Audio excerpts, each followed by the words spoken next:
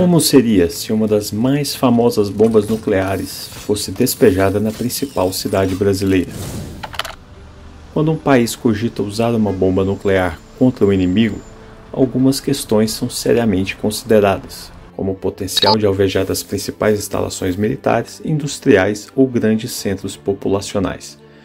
O objetivo é impossibilitar que o adversário tenha capacidade de responder ao ataque. E por isso, toda e qualquer estrutura de valor crítico para a segurança nacional, como infraestrutura estratégica, instalações governamentais e centros de comunicações, são também candidatos ao posto de alvo nuclear. Em um eventual ataque atômico contra o Brasil, nós já sabemos exatamente quais lugares seriam visados primeiro. Mas antes de falarmos sobre isso, vamos dar um pouco de contexto histórico.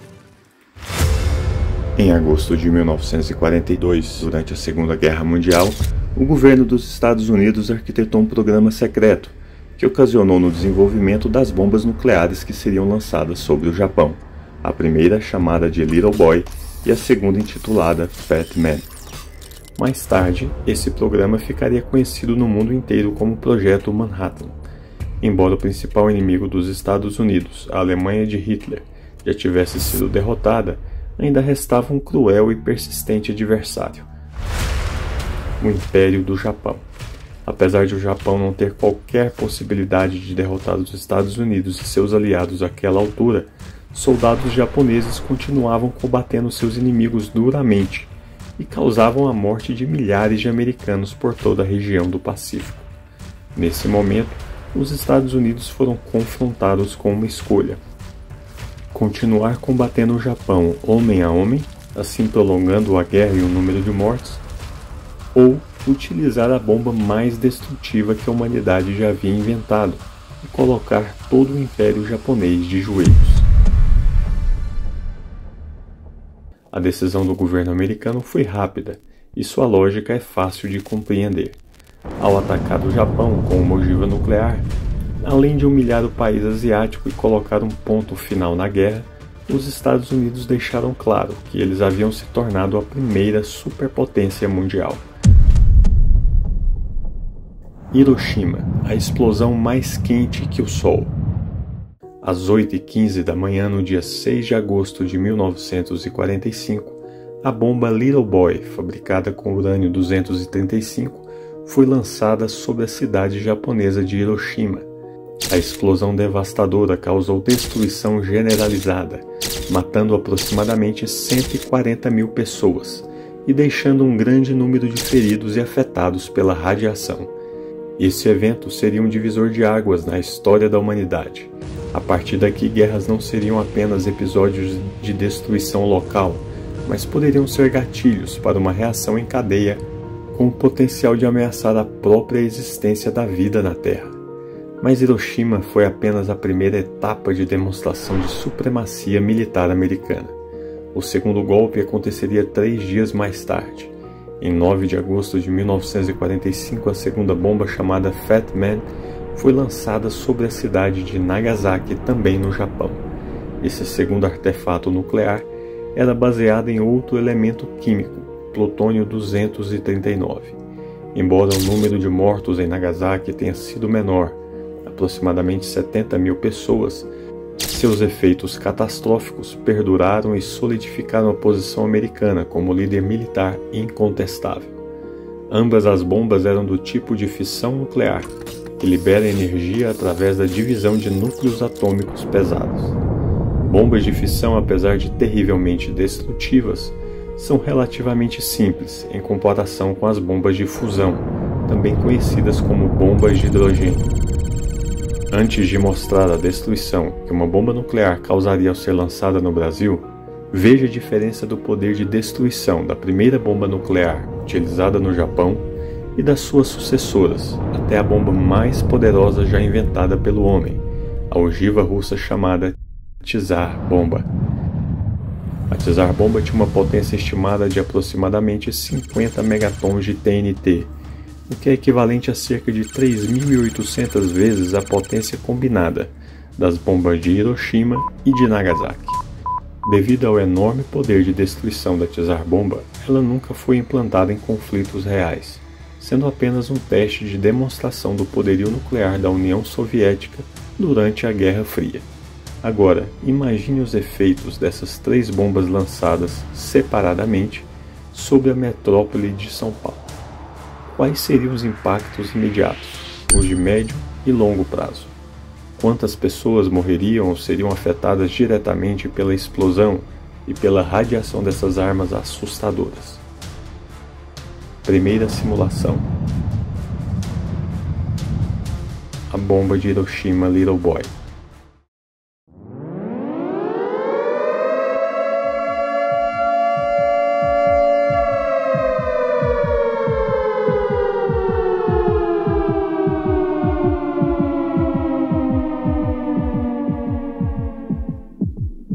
Coração da cidade de São Paulo.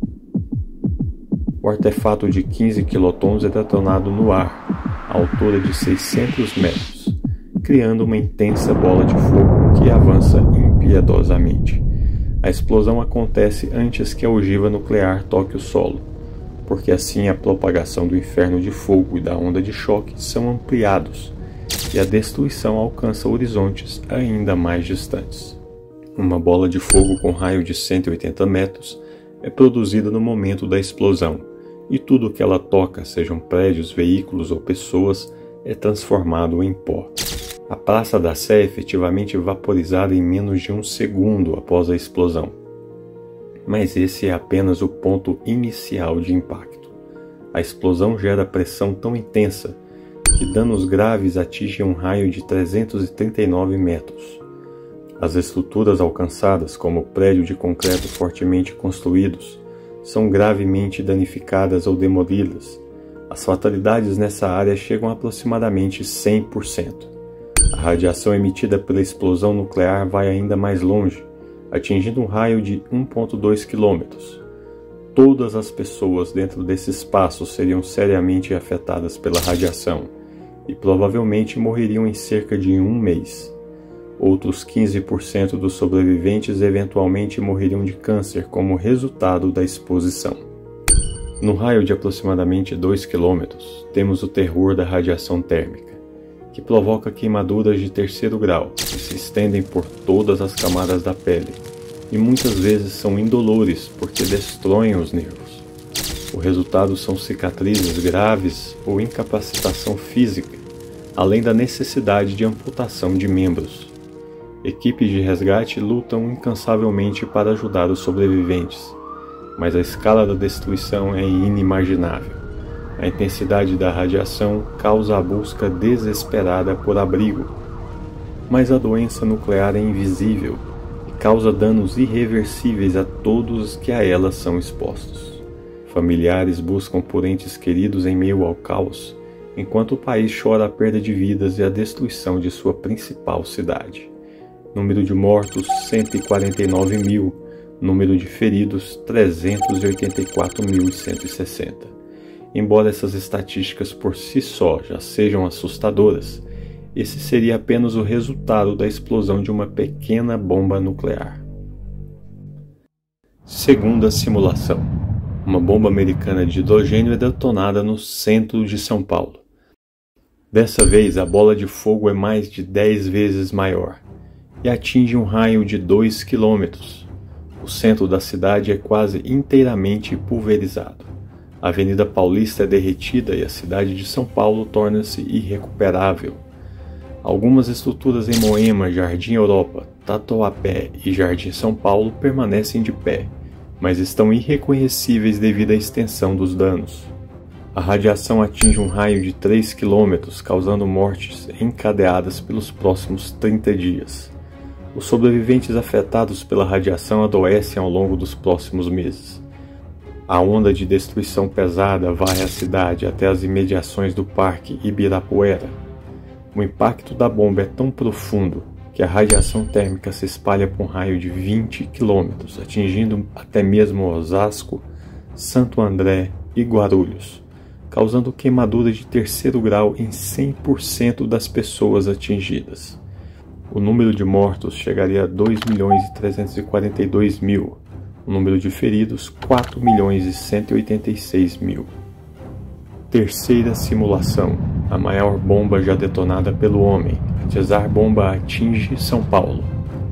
Uma bola de fogo com um raio de 3,14 km vaporiza tudo o que se encontra entre a Praça da Sé até o Parque Ibirapuera. A cidade de São Paulo não é apenas destruída, ela efetivamente deixa de existir. Resta apenas uma planície coberta de pó e de vidro, formado pelo ultraaquecimento do solo. A onda de destruição pesada ultrapassa a cidade e chega até São Caetano do Sul. Todas as estruturas são severamente danificadas ou demolidas. 100% das pessoas atingidas são mortas. A radiação térmica causa queimaduras de 3º grau em todas as pessoas em um raio de 70 km. O alcance do calor é tão amplo que até mesmo os residentes da cidade de Santos sofrem queimaduras graves. O número de mortos chegaria a 11.311.000 e o número de feridos 6.067.530. Estima-se que um ataque nuclear dessa magnitude, mesmo que com apenas uma bomba, seria capaz de reduzir o PIB do Brasil em pelo menos 25%. Além de a cidade de São Paulo ser o motor econômico do país, muito da riqueza gerada pelo restante da nação passa, mesmo que indiretamente, por escritórios na capital paulista. Embora em uma situação normal de guerra, instalações militares sejam os principais alvos, caso uma bomba superpotente fosse jogada no centro financeiro do Brasil, o país seria incapacitado de continuar quaisquer atividades. É importante lembrar que, apesar de o Brasil ter a capacidade intelectual e tecnológica para desenvolver armas nucleares, o país assinou uma série de acordos internacionais e se comprometeu a desenvolver sua pesquisa nuclear estritamente para fins pacíficos, como a geração de energia. Em outras palavras, no caso de uma agressão nuclear, o Brasil certamente não teria meios imediatos para se defender. Os ataques a Hiroshima e Nagasaki marcaram a história como um momento no qual a humanidade finalmente conseguiu alcançar o poder suficiente para se destruir completamente. Mas esse foi apenas o início. Hoje nós vivemos um mundo ainda mais crítico, porque as bombas nucleares da atualidade chegam a ser mais de 3.000 vezes mais potentes que aquelas usadas contra o Japão. Como se isso não fosse preocupante o suficiente, o número de países detentores de armamentos nucleares continua a crescer lentamente, e um deles se mostra disposto a romper acordos internacionais e a usar um tipo muito específico de bomba nuclear. Clique no vídeo que aparece na tela e descubra quais armas nucleares Vladimir Putin pode usar contra a Ucrânia.